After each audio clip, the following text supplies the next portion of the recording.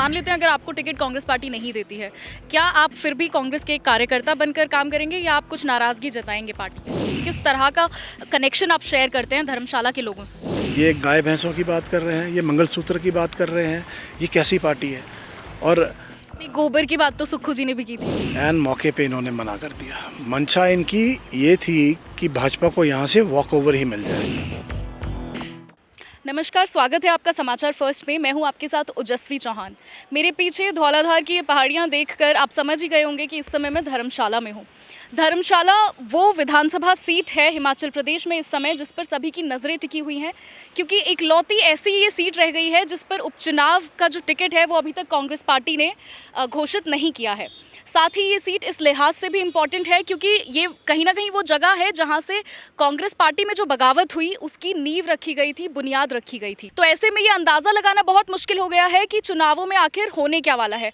इन सभी मुद्दों पर बात करने के लिए आज हमारे साथ विजेंद्र करण जी मौजूद हैं। स्वागत है आपका समाचार फर्स्ट में। धन्यवाद ओजस्वी जी, अगर आपको कांग्रेस पार्टी टिकट देती है, वो कौन से मुद्दे हैं या वो क्या कारण है जिस वजह से धर्मशाला की जनता आपको वोट दे? देखिए, धर्मशाला के लोग जो हैं उन्होंने पूर्व में जो यहाँ से भाजपा के प्रत्याशी हैं उनका जो कार्यकाल रहा यहाँ पे लगभग 2012 से लेके 2024 तक उस कार्यकाल को उन्होंने देखा है और उनका क्या स्वभाव है लोगों के प्रति, उनकी क्या सोच है वो भी उन्होंने देखी है। ये जो आज भाजपा से चुनाव लड़ रहे हैं इनके कार्यकाल में ये इन्होंने ना कभी लोगों का फ़ोन उठाया, मिस्टर स्विच ऑफ के नाम से जाने जाते थे। और अगर इनके घर पे भी कोई गया तो इनके घर पे इनके गेट जो थे वो लोगों के लिए बंद रहे। और अगर इक्का दुक्का कोई अंदर पहुंच भी गया तो उसको एक बहुत लंबी इनकी फ़ौज है उनसे बातचीत करके वही फ़ौज डिसाइड करती थी कि आगे इनको हमने साहब से मिलाना है कि नहीं मिलाना है। और ये धर्मशाला का विकास कराने में विफल रहे हैं, धर्मशाला के लोगों की छोटी मोटी ज़रूरतों में खड़े साथ देने में विफल रहे हैं, उनके सुख दुख में उनके साथ खड़े रहने में विफल रहे हैं। और अब लोगों ने मन बना लिया है कि ऐसा नेता जिनको जब ये बाहर से आए तो उनको इन्होंने सर माथे पर रखा, लेकिन जब उनका व्यवहार और उनका जो कार्यकाल यहाँ रहा उसको देखा तो उसको उखाड़ फेंकने का उन्होंने मन बनाया हुआ है। और वो एक आम परिवार से चाहते हैं कि कोई नेता हमारा आए, महलों में रहने वाला नेता उनको नहीं चाहिए जिसके घर दरवाजे बंद हों। बड़े बड़े महल वाला नेता वो स्वीकार नहीं करेंगे और उनको वो आदमी चाहिए जो उनके दुख दर्द में उनके छोटे मोटे कार्यों के लिए प्रतिबद्ध हो और उनके साथ हमेशा खड़ा रहे। तो जनता जो है इनके खिलाफ कांग्रेस पार्टी के पक्ष में मतदान करेगी। और विकास जो है पूर्व में भी कांग्रेस पार्टी ने कराया है और आगे भी कांग्रेस पार्टी ही धर्मशाला के विकास के लिए प्रतिबद्ध है। आपने कहा कि जनता कांग्रेस पार्टी के समर्थन में वोट करेगी, तो सुधीर शर्मा के लिए भी उन्होंने कांग्रेस पार्टी के समर्थन में ही वोट किया था, लेकिन सुधीर शर्मा का कहना है कि उनकी अनदेखी हुई, उनकी कुछ नाराजगियां थी। आपकी अगर उस तरह की अनदेखी की गई या कुछ हुआ तो क्या आप भी उन्हीं के जैसा कुछ रुख अपनाएंगे? देखिए, उनकी अनदेखी नहीं की गई बल्कि उनकी व्यक्तिगत महत्वाकांक्षा के चलते उन्होंने ये कदम उठाया है। मंत्री ना बनना कहीं ना कहीं उनको रास नहीं आया और उन्होंने भाजपा से हाथ मिला एक आम आदमी की सरकार जो थी, जो व्यक्ति ऐसा जो एक आम परिवार से निकला था, उसकी सरकार को गिराने का षड्यंत्र जो है इन्होंने रचा और कहीं ना कहीं कोई खरीद फरोख्त भी हुई होगी। और ये लोग जो हैं ये बिके हैं और इन्होंने भाजपा के साथ जो हाथ मिलाया है वो व्यक्तिगत महत्वाकांक्षा के चलते मिलाया है। हमारे जो यशस्वी मुख्यमंत्री हैं वो कभी मंत्री नहीं बने, उन्होंने तो पार्टी नहीं छोड़ी। ऐसे ही हमारे कई और मंत्री हैं जो नेता हैं जो मंत्री नहीं बने, 5 बार इलेक्शन जीतने के बाद भी उनको मंत्री पद नसीब नहीं हुआ, उन्होंने तो पार्टी नहीं छोड़ी। इनको एक बार मंत्री पद नहीं मिला और इन्होंने पार्टी के साथ गद्दारी कर दी और उस पार्टी के साथ गद्दारी करी जिस पार्टी ने इनको नाम दिया, पहचान दी, शोहरत दी और उसी के साथ ये दगाबाजी और धोखा करके गए हैं। जो कार्यकर्ता है इस समय कांग्रेस का और भाजपा का, क्या उनमें से कोई भी सुधीर शर्मा के साथ आज पूरी तरह से है? देखिए, मुझे जब मैं फील्ड में जा रहा हूँ तो मुझे तो एक बात बड़े अच्छे से समझ आ रही है, और मैं आपको दावे के साथ कहना चाहूँगा कि इनका जो कार्यकाल रहा उसको देखते हुए जो भाजपा के लोग हैं वो भी इनको मत देने वाले नहीं हैं। वो वो भी इनको यहाँ से वापस जहाँ से आए हैं वहीं भेजने का मन बनाए बैठे हैं। और आप देखिएगा 4 जून को एक बहुत बड़ी हार की तरफ ये बढ़ रहे हैं। जी। तो जैसे कि हमने बात की टिकट्स को लेकर, टिकट्स में एक बहुत बड़ा फैक्टर जो है कास्ट का भी कंसीडर किया जाता है। आप गद्दी समुदाय से आते हैं और गद्दी जो कम्युनिटी है वो पूरे हिमाचल में ही एक बहुत इम्पॉर्टेंट कम्युनिटी है। धर्मशाला में ख़ास तौर पर क्योंकि जो पॉपुलेशन है उसमें उनकी हिस्सेदारी बहुत ज़्यादा है। तो जो गद्दी समुदाय है उनका रिप्रेजेंटेशन जो है उसे लेकर अक्सर बात की जाती है। तो ये किस तरह का रिप्रेजेंटेशन है जो कम्युनिटी चाहती है और क्या उनके मुद्दे हैं जो बाकी लोगों से अलग हैं? देखिए, कास्ट रिप्रेजेंटेशन अगर देनी है तो ये तो हाईकमान देखे। विजय करण कास्ट पॉलिटिक्स नहीं करता, क्योंकि आप एक समुदाय विशेष के दम पे आप चुनाव नहीं जीत सकते। और पूर्व में भी आपने देखा, ये भी यहाँ से जीत के गए, तो जो इनका समुदाय है वो कितना है, पर फिर भी लोगों ने इनको जिताया। तो अगर आप लोगों के काम करोगे, सभी समुदाय को आप साथ रखेंगे, तभी आप चुनाव जीत पाएंगे। और एक समुदाय के नाम पे अगर आप अपने आप को पार्टी की टिकट क्लेम कर रहे हैं तो मुझे लगता है वो कहीं ना कहीं गलत है। जब आप किसी विधानसभा से नुमाइंदा चुन के जाते हैं तो आप सभी के नुमाइंदे हैं, जी, चाहे लेकिन वो भाजपा का कार्यकर्ता हो, चाहे वो भाजपा के लोग हों, चाहे वो कांग्रेस के लोग हों, चाहे वो किसी अन्य दल के लोग हों। उनका ये फ़र्ज़ बनता है कि वो सबका काम करें और सबके सुख दुर्द में साथ खड़े रहें। जी, धर्मशाला की एज़ अ विधानसभा अगर हम बात करें, तो धर्मशाला विधानसभा के वो कौन-से मुद्दे हैं जिन्हें आप आगे लेकर जाएँगे? देखिए, यहाँ पे बहुत सारे काम हैं। मैंने पूर्व में एक प्रेस कॉन्फ्रेंस करी थी, उसमें लगभग मैंने 17 पॉइंट्स पे बात करी थी।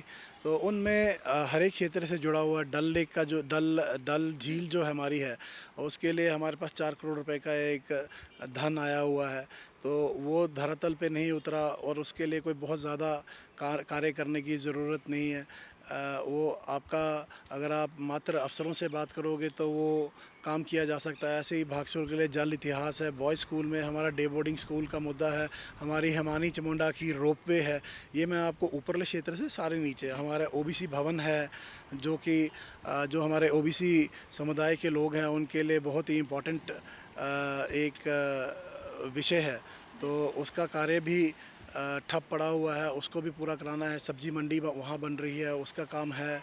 ऐसे बहुत सारे छोटे छोटे मुद्दे हैं जिनको हम जैसे ही यहाँ से चुनाव ख़त्म होते हैं हम उनको धरातल में जल्द से जल्द उतारने की कोशिश करेंगे। और ये जो मुद्दे हैं, ये जो काम थे, इनको मैंने जब लोगों से चर्चा करी, कई अफसरों से बात करी, तो मुझे कहीं ना कहीं ये लगा कि ये काम जो हमारे पूर्व में यहाँ से विधायक रहे उन्होंने जानबूझ के रोके हुए थे, ताकि लोगों को एक संदेश मिले कि यहाँ से काम नहीं हो रहा है, जबकि ऐसा नहीं है।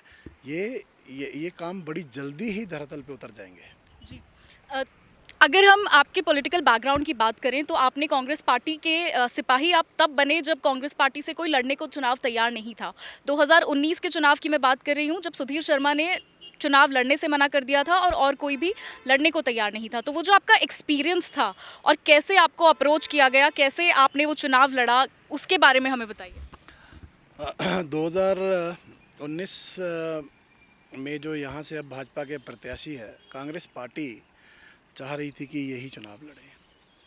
और मुझे आज भी याद है, मंडे को हमारे नामांकन भरने का आखिरी दिन था, और इन्होंने सैटरडे को 11 बजे एन मौके पे इन्होंने मना कर दिया। मंशा इनकी ये थी कि भाजपा को यहाँ से वॉक ओवर ही मिल जाए, लेकिन क्योंकि हमारे कुछ जो शीर्ष नेतृत्व थी उनको इसका आभास था, तो उन्होंने हमें बोला कि आप अपने कागज़ तैयार रखिएगा, क्योंकि हमें ऐसा लग रहा है कि ये नहीं लड़ना चाहते। और इन्होंने बीमारी का बहाना लगा के चुनावी रण से भाग गए, पीठ दिखा दी इन्होंने। और तब मैं कांगड़ा चंबा लोकसभा का अध्यक्ष था, और मुझे ये जिम्मेवारी दी गई। हमारे स्वर्गीय बाली साहब ने भी मुझे बोला कि विजय आप चुनाव लड़िए। तो उनका जो आदेश था मैंने उसको माना और मैं चुनावी रण में उतर गया। और जब उतरा तो लगभग 80% कांग्रेस जो थी वो मेरे साथ नहीं थी, क्योंकि जितने भी हमारे अग्रणी संगठन हैं या हमारे जो भी हमारे ब्लॉक हैं, महिला कांग्रेस है, वो सब इन्हीं के थे। इन्होंने उनको सबको अप्रोच करा, उनको बोला कि अगली मर्तबा मैंने चुनाव लड़ना है, आप कृपया करके इनका साथ ना दें। पर फिर भी मैंने पीठ नहीं दिखाई, मैं डटा रहा और इनका पूरा ज़ोर इन्होंने और ताकत इन्होंने लगा दी मुझे हराने के लिए। पार्टी के साथ इन्होंने उस वक्त भी गद्दारी करी और उस वक्त चुनावी नतीजे क्या आए आपको पता ही है क्या हुआ। लेकिन उसके बाद लोगों को अब ये रियलाइज़ हुआ है कि ये जो हमने पूर्व में गलती करी इसका कहीं ना कहीं खमियाजा इनको आज भुगतना पड़ रहा है। मैंने हाईकमान से भी कई मरतबा इनकी शिकायत करी, अगर शायद इन पर तब इन्होंने एक्शन ले लिया होता तो आज ये नौबत हमारी नहीं आती। ये जो आज 6 लोगों के सरगना बन के भाग गए ना, सारा जो षड्यंत्र रचा गया इन्हीं के द्वारा रचा गया, तो ये शायद आज नहीं होता। अगर जैसे टिकट्स की बात चल रही है, आपका नाम काफ़ी आगे चल रहा है, लेकिन मान लेते हैं अगर आपको टिकट कांग्रेस पार्टी नहीं देती है, क्या आप फिर भी कांग्रेस के एक कार्यकर्ता बनकर काम करेंगे या आप कुछ नाराज़गी जताएंगे पार्टी के साथ? देखिए, जो हाईकमान का आदेश होगा हम उसका पालन करेंगे। हम कांग्रेस पार्टी के सिपाही हैं, कांग्रेस पार्टी के साथ रहेंगे। हमने अपने जो भावनाएं हैं वो कांग्रेस पार्टी को उसके बारे में अवगत करा दिया है कि हमारे जो यहाँ से लोग हैं, जो भी पार्टी के प्रत्याशी हैं, जो धर्मशाला में हैं और यहाँ से यहीं रहे हैं लोगों के सुख दर्द दुख दर्द में, उन लोगों में से किसी को प्रत्याशी बनाइए। हम पूरा पार्टी के साथ ही चलेंगे, कोई नाराज़गी कोई जताने वाला नहीं है। जी, जैसे कि हिमाचल प्रदेश में इस बार जो बगावत हुई, कांग्रेस के ही 6 विधायकों ने बगावत की कांग्रेस पार्टी के साथ, तो ऐसा हिमाचल में कम देखने को मिलती है इस तरह की जो राजनीति है। उसका किस तरह का असर होगा इन चुनावों पर? क्या जनता में गुस्सा है उन 6 विधायकों के खिलाफ? अ, बिल्कुल, लोगों में उन विधायकों के खिलाफ गुस्सा है। देवभूमि को कलंकित करने का काम इन्होंने करा है। हमारे हिमाचल की ये बिकने की और दल बदल करने की प्रथा नहीं रही है, इन्होंने शुरुआत करी है। आप बिकना आपने वर्ड यूज़ किया। सुधीर शर्मा ने इस बिकने वर्ड को उठाकर पहले भी कई बार मुख्यमंत्री पर हमला किया है कि सबूत दिखाए जाएं। वो बिकने से रिलेटेड उन्होंने मानहानि का केस तक यहाँ तक की किया है। लेकिन क्या आपका मानना है कि खरीद फिरोख्त हुई है? देखिए, ऐसा ही कोई अपना घर और 3.5 साल का जो इनका अभी टेन्योर था छोड़ के नहीं जाता है। और ये तो खुद ही इनका एक मेरे पास वीडियो है जिसमें ये खुद ही भाजपा पे आरोप लगा रहे हैं। जब इन्होंने कर्नाटका में कहीं सरकार गिराने की कोशिश करी कि ये भाजपा वाले जो हैं अपने धन बल से लोगों को खरीदने की कोशिश कर रहे हैं, ये आज उसी पार्टी में शामिल हो गए। इनका ही वीडियो है, मैं आपको दूंगा वो वीडियो। तो वो ये वहाँ बोल रहे हैं और आज जब ये खुद भाजपा में शामिल हो गए हैं तो बोल रहे हैं कि हमने कुछ नहीं लिया। क्या ऐसा हो सकता है?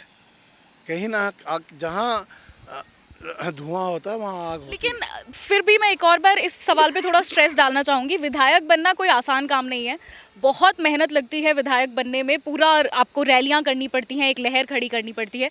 फिर भी जो है 6+3 लोगों ने अपनी विधायकी को गंवाया है, अपने आप से उसको गिव अप किया है। या तो सच में वो इतने आहत हुए या फिर कोई लालच रहा, तो दोनों में से कोई एक चीज़ तो ज़रूर होगी, क्योंकि ऐसे ही तो कोई बागी नहीं हो जाता है अपने आप।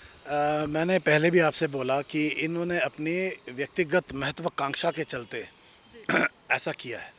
और मैं फिर से बोल रहा हूँ कि एक आम आदमी की सरकार जो यहाँ बनी है उसको गिराने के लिए इन्होंने ऐसा करा है।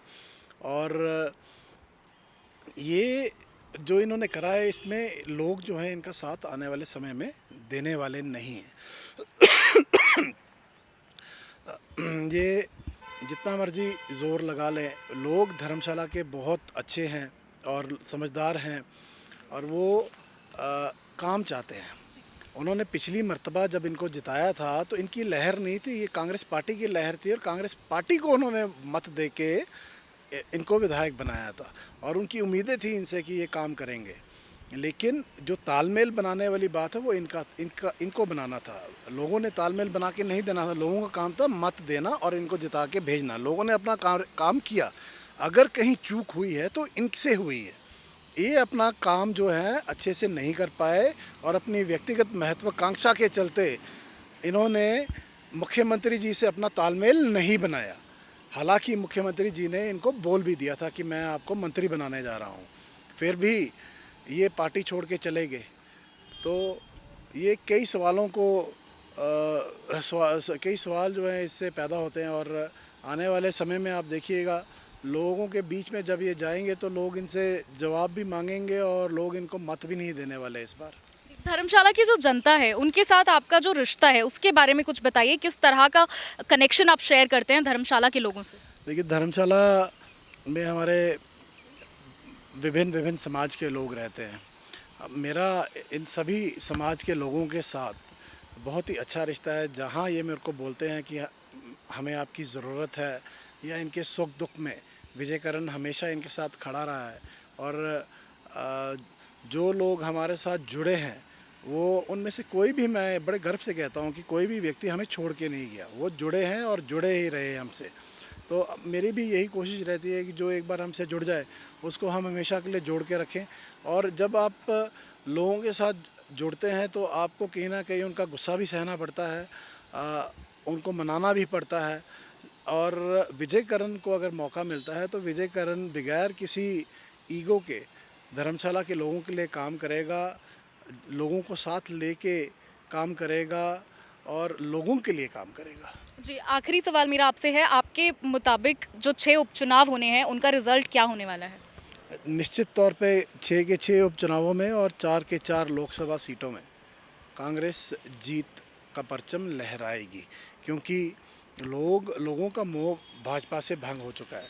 मैं अभी इनके जो प्रधानमंत्री हैं उनके कई ट्विटर पे या फिर इंस्टाग्राम पे उनके कई जो संदेश आते रहते हैं उनको देखता रहता हूँ।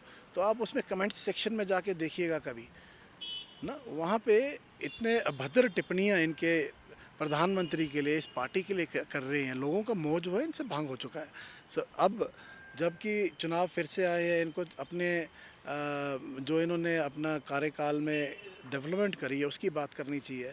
ये गाय भैंसों की बात कर रहे हैं, ये मंगलसूत्र की बात कर रहे हैं, ये कैसी पार्टी है? और गोबर की बात तो सुक्खू जी ने भी की थी। मतलब गोबर तो हम ले खरीदने जा रहे हैं ना, अभी आप देखिए हमारी गारंटियों में है, हम तो गोबर खरीदने जा रहे हैं। और आप देखिए 5 गारंटियाँ पूरी कर दी गई हैं और अब आने वाले समय में हमारा कार्यकाल कितना हुआ है और आपने देखा कि इतनी बड़ी प्राकृतिक आपदा को झेलना पड़ा। केंद्र में हमारे 2 दिग्गज आदमी बैठे हैं, एक केंद्रीय मंत्री हैं और एक इन्हीं के पार्टी के अध्यक्ष हैं। उनसे एक बार ये नहीं बोला गया कि इसको एक राष्ट्रीय आपदा घोषित किया जाए और हिमाचल को एक रिलीफ पैकेज दिया जाए। और ये क्यों उस पार्टी में बैठे हैं जो इनके ही प्रदेश के लोगों के दुख दर्द को नहीं समझती। और लोगों ने देखा है कि जब ये आपदा आई तो कौन उनके बीच में घूम रहा था, किसने उनको राहत प्रदान करी है। तो लोग बीजेपी को वोट नहीं देने वाले, चाहे वो लोकसभा का चुनाव हो चाहे वो उपचुनाव हो। शुक्रिया हमसे बात करने के लिए विजेंद्र जी। आपने अभी अभी सुना विजेंद्र करण जी को, जिन्होंने बताया कि उनके मुद्दे क्या रहेंगे चुनावों के लिए और किस आधार पर वो चुनाव लड़ेंगे अगर पार्टी उन्हें टिकट देती है तो। लेकिन आप लोगों से हमारी एक ही अपील है कि आप 1 जून को अपने घरों से निकलकर वोट ज़रूर दें, किसी को भी दें लेकिन वोट ज़रूर दें। लोकतंत्र में ये आपका अधिकार और हथियार दोनों है। साथ ही सी विजिल ऐप पर अगर आपको अपने आसपास कोई ऐसी गतिविधि होती दिखे जो कि चुनावों के दौरान नहीं होनी चाहिए तो आप सी विजिल ऐप पर जाकर रिपोर्ट ज़रूर करें। शुक्रिया, देखते रहिए समाचार फर्स्ट।